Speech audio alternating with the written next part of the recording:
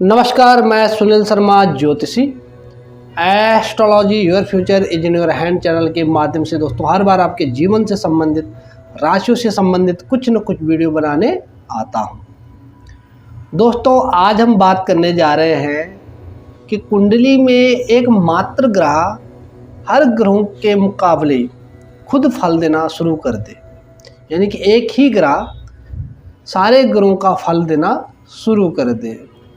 और इस योग, जिस योग की हम आज बात करने जा रहे हैं, वो योग है शश महापुरुष योग। ये योग कब लगता है और किस प्रकार से जातक को ये जीवन में सफलताएं प्राप्त कराता है, इसी विषय में हम आज बात करेंगे।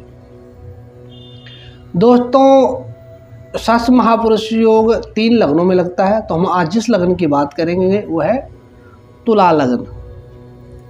अगर ये वीडियो खासकर उन जातकों के लिए जो सीखना या अपनी कुंडली का अध्ययन करना चाहते हैं या अपने परिवार में किसी सदस्य का विश्लेषण करना चाहते हैं कुंडली के माध्यम से, तो वो आप इस माध्यम से देख सकते हैं। आप अपनी कुंडली खोलिए और इस कुंडली के साथ मैच ज़रूर करिएगा। तो आइए अब बात करते हैं तुला लग्न के बारे में। दोस्तों तुला लग्न की कुंडली है और शनि महाराज लग्न में विराजमान है और सुख भाव और पंचम भाव के कारक हैं, मूल त्रिकोण राशि के कारक हैं। और शनि की एक विशेष बात यह है कि शनि पश्चिम में उदय होते हैं, पूरब में उनका फल जो है क्षीण हो जाता है, अस्त हो जाते हैं। अब यहाँ लग्न में तो बैठे हैं और तुला लग्न की कुंडली में बैठे हैं, यहाँ पे एक योग बनता है शश महापुरुष योग। अब हम बात इस विषय में ये करेंगे कि इस जातक को संपूर्ण सुख मिलना चाहिए जीवन का, लगन से संबंधित, शनि से संबंधित, मगर इस जातक को फल नहीं मिल पा रहा है। क्यों? अब दोस्तों यहाँ पे एक दूसरी बात है कि लगन का जो कारक ग्रह है, लगन का जो अधिपति है या इनके लग्नेश जो है का, वो लग्नेश नीच राशि में विराजमान है 12वें भाव में, जबकि 12वें भाव में शुक्र अच्छे माने गए, मगर वहाँ कन्या राशि में विराजमान है। और कन्या राशि में जब विराजमान हो जाते हैं तो शुक्र जो है नीच के हो जाते हैं।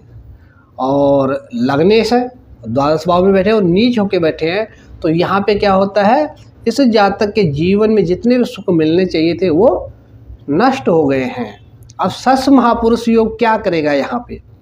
मैं और ग्रहों की बात इसलिए नहीं कर रहा हूँ क्योंकि बात जानने की है कि यहाँ योग जब शश पुरुष महायोग लगा हुआ है तो उसका फल जातक को क्यों नहीं मिल पा रहा है, क्यों ज्योतिषियों की भविष्यवाणियाँ गलत बताई जाती है।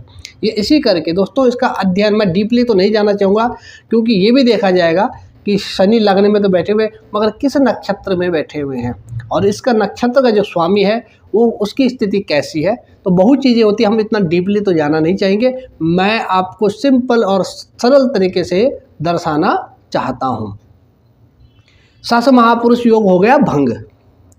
लग्न में शनि है, वैसे अच्छे नहीं माने गए, सर्वाधिक योग कारक तो नहीं माने जाते हैं शनि, मगर लगने से लगन तुला लगन का है, तो इसलिए शश महापुरुष योग बन रहा है। बनना अलग चीज़ है और उसका फल मिलना अलग चीज़ है। तो यहाँ पे मैंने जब इसका अध्ययन किया तो आप देख सकते हैं चार्ट में, इसका मैंने जब अध्ययन किया तो लगने द्वादश भाव में नीच राशि में बैठ गए हैं।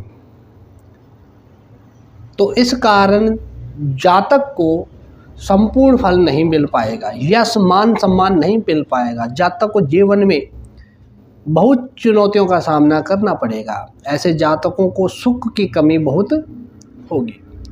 दोस्तों मेरा जो मकसद था ये इस जातक के लगन में जो शश महापुरुष योग बन रहा है इसी के बारे में था। मैं और ग्रहों को इसीलिए नहीं दर्शा रहा हूँ क्योंकि मेरा मकसद उसको दिखाना नहीं, मेरा मकसद था कि शश महापुरुष योग फल क्यों नहीं दे रहा। तो इसका कारण यही है क्योंकि लग्नेश नीच स्थिति में बैठ के द्वादश भाव में बैठे हुए हैं। और एक और चीज़ भी है, द्वादश भाव का जो कन्या राशि का बुध है वो धनेश बैठा हुआ है, जिसके कारण जो जातक को कुछ भी सुख मिलना असंभव है। आपकी राय जानना चाहूँगा। अगर आपने वीडियो देखी है पूरी तो कमेंट में ज़रूर बताइएगा, हमें प्रोत्साहन मिलेगा।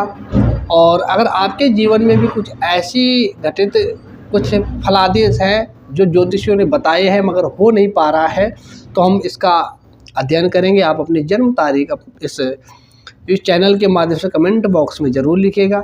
अगर हो सके, अगर वीडियो अच्छी लगी तो आप शेयर ज़रूर करिए। धन्यवाद। अगली वीडियो में फिर मिलेंगे। नमस्कार।